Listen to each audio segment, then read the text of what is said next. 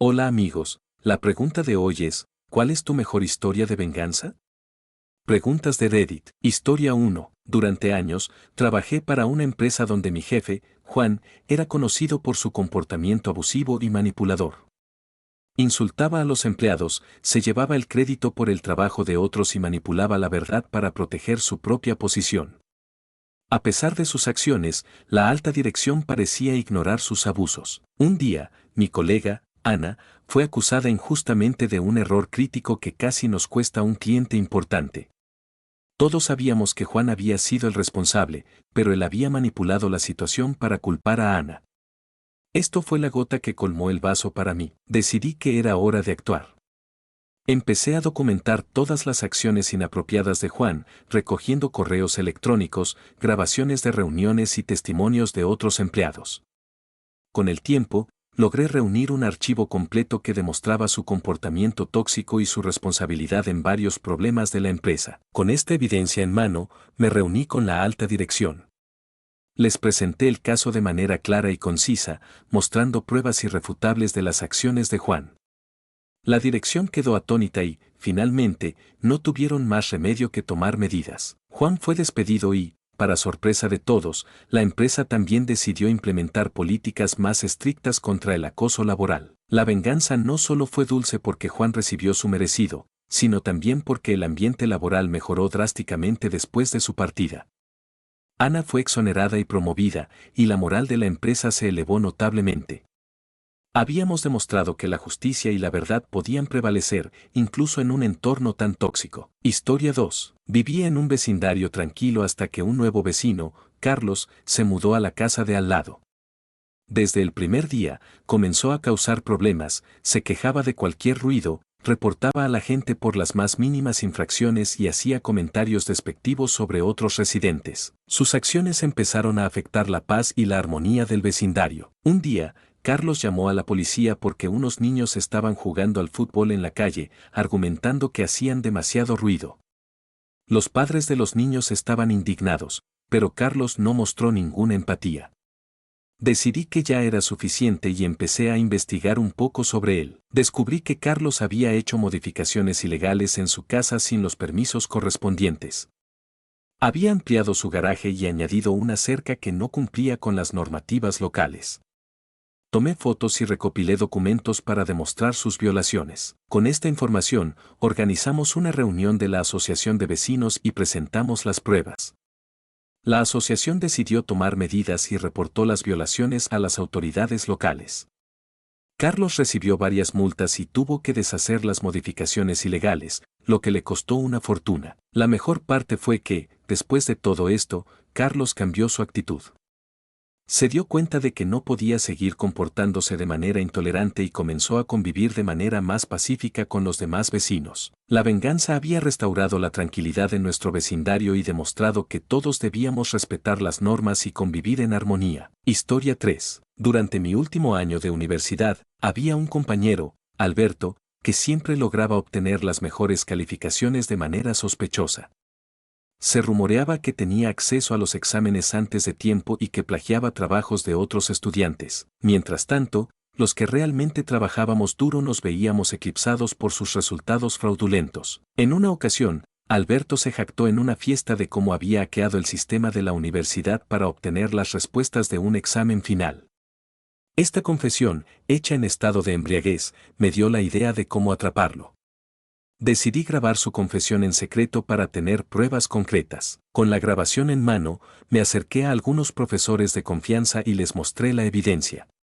Decidieron investigar más a fondo y descubrieron un patrón de comportamiento fraudulento en los trabajos y exámenes de Alberto. Los profesores también encontraron pruebas adicionales de su acceso no autorizado al sistema de la universidad. Alberto fue llamado a una audiencia disciplinaria donde se le presentó toda la evidencia. No tuvo más remedio que admitir su culpa.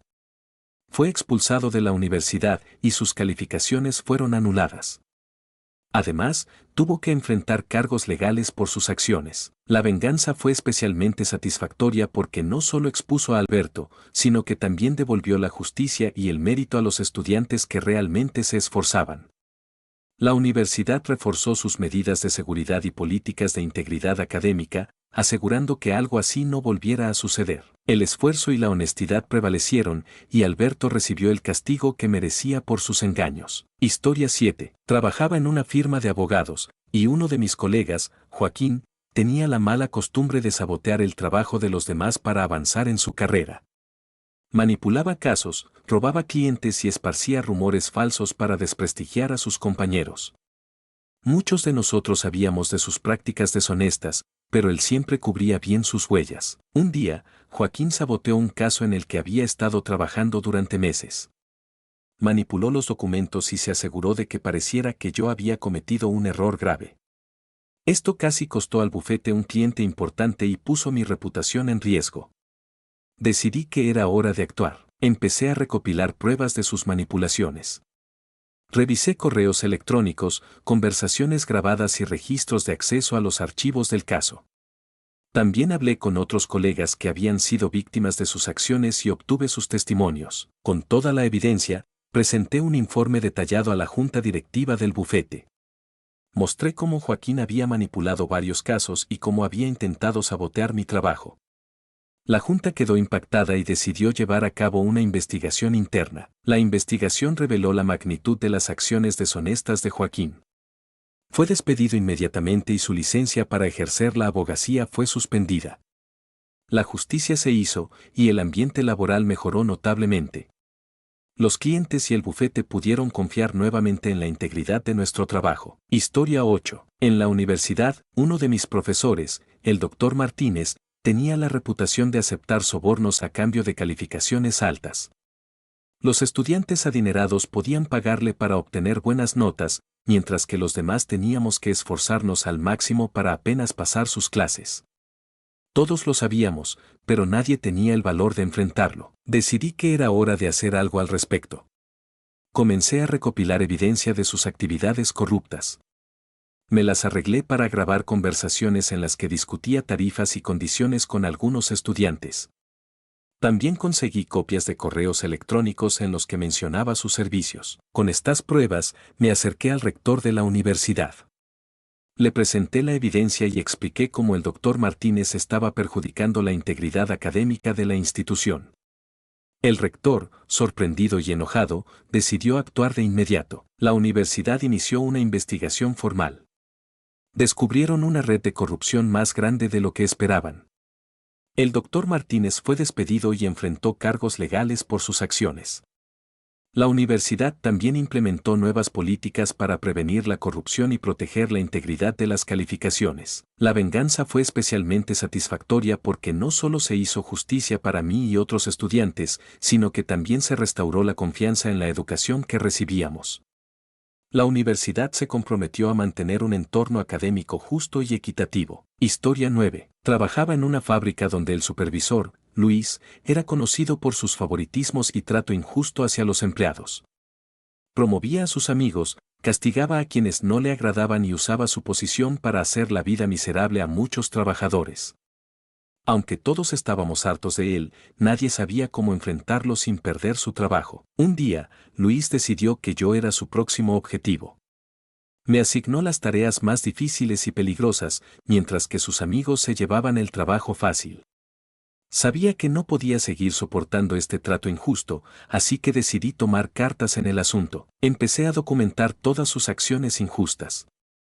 Tomé notas detalladas de las asignaciones de trabajo, recogí testimonios de otros empleados y reuní pruebas de su favoritismo.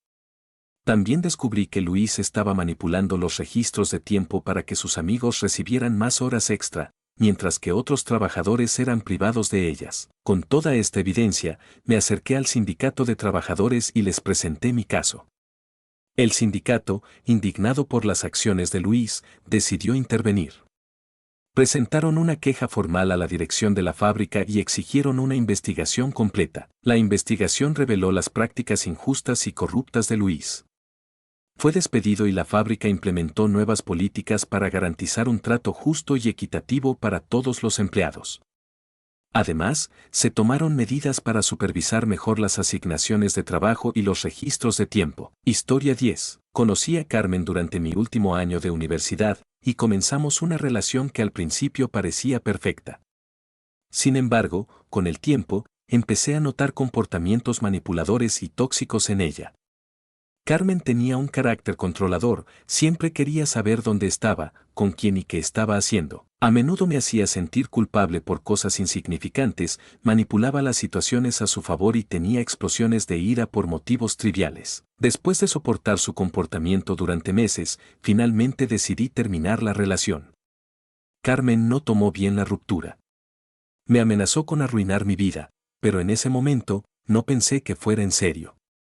Poco después de la ruptura, comenzó a hacer todo lo posible para vengarse de mí. Comenzó a difundir rumores falsos en la universidad, diciendo que la había engañado y que era un mentiroso. Intentó aislarme de mis amigos y conocidos, haciéndoles creer sus mentiras. Las cosas empeoraron cuando descubrí que Carmen estaba acosándome en las redes sociales. Creaba cuentas falsas para enviar mensajes difamatorios a mis amigos y familiares, intentaba hackear mis cuentas y publicaba mentiras sobre mí en diversos foros y grupos. La situación se volvió insostenible y decidí tomar medidas. Reuní toda la evidencia de su acoso, mensajes, capturas de pantalla, testimonios de amigos y familiares. Con esta información, me acerqué a un abogado y presentamos una orden de restricción en su contra. Carmen recibió la orden y tuvo que comparecer ante el juez. Durante la audiencia, se presentaron todas las pruebas de su acoso y comportamiento manipulador. El juez emitió una orden de restricción permanente y le advirtió que cualquier violación resultaría en acciones legales más severas, pero Carmen no se detuvo allí. Su obsesión y su deseo de venganza la llevaron a cometer errores graves. Comenzó a acosar a otros exnovios y amigos, y eventualmente, su comportamiento errático llamó la atención de las autoridades. Fue arrestada por acoso cibernético y violación de la privacidad, y se le impusieron cargos que la llevaron a enfrentar un juicio penal. El juicio reveló la magnitud de sus acciones y su falta de arrepentimiento. Fue condenada a cumplir tiempo en prisión y a recibir terapia obligatoria. Mientras tanto, pude recuperar mi vida y mi reputación. La comunidad universitaria y mis amigos se dieron cuenta de la verdad y recibí mucho apoyo durante todo el proceso. Carmen terminó mal por sus propias acciones y la justicia prevaleció. Aprendí una valiosa lección sobre la importancia de protegerse y no tolerar el comportamiento tóxico, y pude seguir adelante con mi vida, libre de su influencia destructiva. Espero que estas historias les hayan gustado y que se animen a compartir sus propias experiencias en los comentarios. No olviden darle like al video, suscribirse al canal y activar la campanita para no perderse más contenido interesante. Nos vemos en el próximo video. Hasta la próxima.